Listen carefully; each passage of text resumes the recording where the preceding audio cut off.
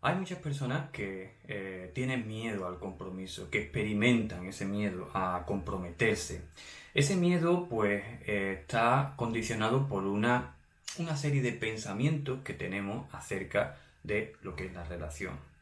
Aquí tenemos un gran dilema. ¿El dilema cuál es? Que la realidad que vive esa persona, que tiene miedo al compromiso, es una realidad que está condicionada por la interpretación que tenemos de ciertos pensamientos.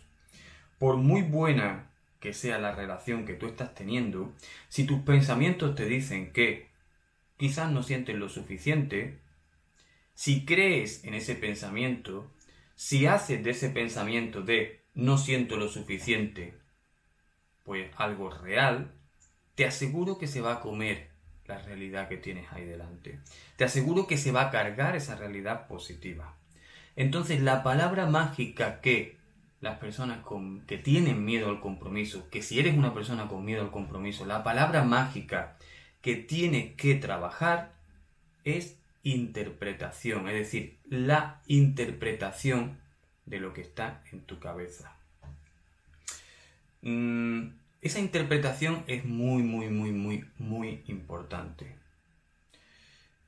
Eh, Aunque la realidad sea una, tu mente te puede decir que existen distintas posibilidades. Es decir, tu mente te puede decir que esto es lo que yo veo, y también la mente de otra persona le puede decir, pues, lo que yo veo es otra cosa distinta. Te quiero poner un ejemplo que para mí es muy importante en este punto. Te lo voy a demostrar en un cuento.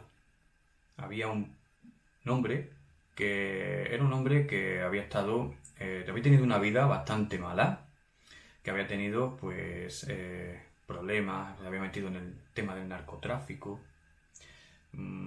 había matado personas y bueno, estaba en la cárcel, salió de la cárcel, volvió otra vez al mundo de las drogas, lo volvieron a meter en la cárcel y su vida prácticamente era una vida llena de pobreza, llena de, bueno, de violencia, drogas, un mundo de agresividad. Era una persona muy agresiva, resolvía todos los problemas con agresividad, con daño, con malestar, con ese tipo de actitud.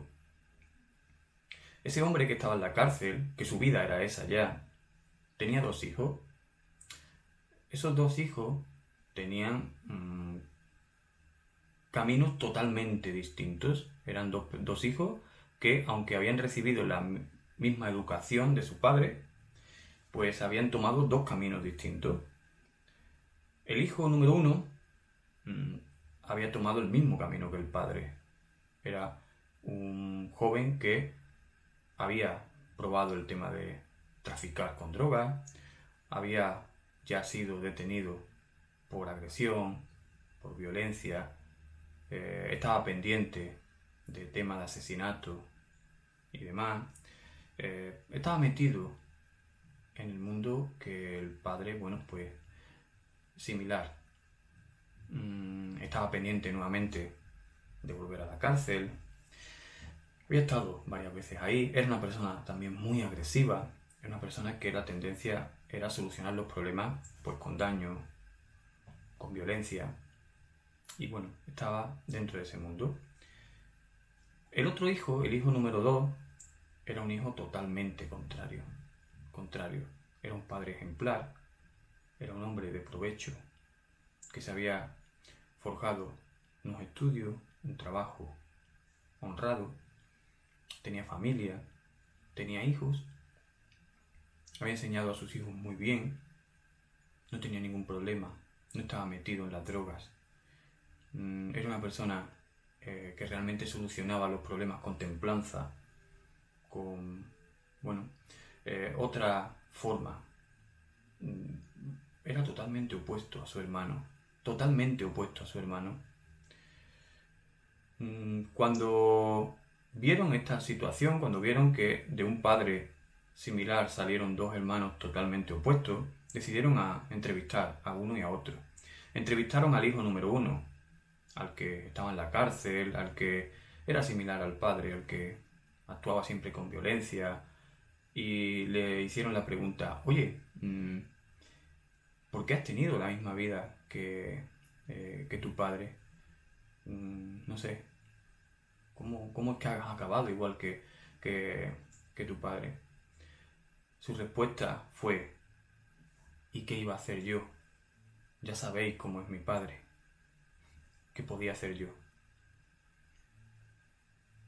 Luego fueron a entrevistar al hermano y, bueno, una pregunta que le hicieron al hermano, que era una persona ejemplar en todos los aspectos, no había tenido nunca ningún problema, era padre de familia, era una persona con ningún problema en su vida, con un trabajo honrado, decente, todo ejemplar.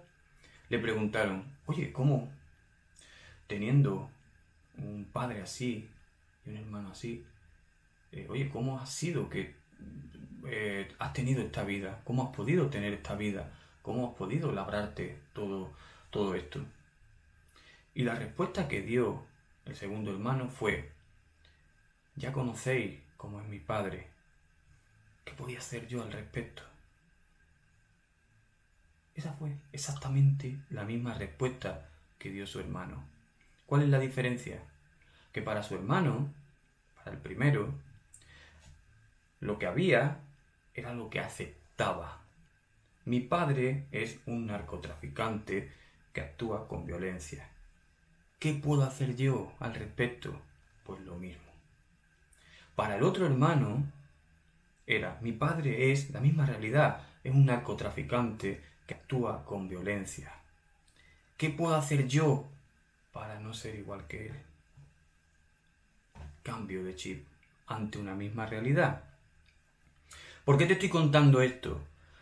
Porque quiero que empecemos a, si tienes miedo al compromiso, cuestionar en todo momento que la realidad que estás viviendo, que te están diciendo tus pensamientos, que te provocan ansiedad, miedo, malestar y ganas de salir corriendo, quizás es una realidad que estás interpretando bajo un chip incorrecto.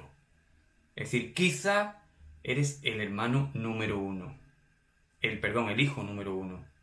Quizás te estás dejando llevar por esa realidad y crees que es la única opción.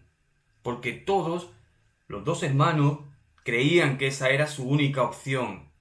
Lo que pasa es que uno lo enfocó por el lado negativo y el otro lo enfocó por el lado contrario. Pues las personas que tienen miedo al compromiso son el hijo número uno. Lo enfocan y creen que esa realidad que les dice su mente es la única que hay. No es la única que hay. Puedes coger esa misma realidad y darle una perspectiva totalmente distinta. Y eso es lo que tienes que aprender a hacer, a cuestionar esos pensamientos, a que esos valores que te transmite tu mente puede que no sean así. Es más, puede que te estén diciendo lo contrario. Que esta realidad que estás viviendo aquí ahora mismo con esta persona que te quiere, pues sea fantástica. Y en eso es lo que te tienes que parar. Y en eso es lo que vamos a trabajar a partir de ahora. Espero que este vídeo y este ejemplo te haya servido de mucha ayuda. Un abrazo.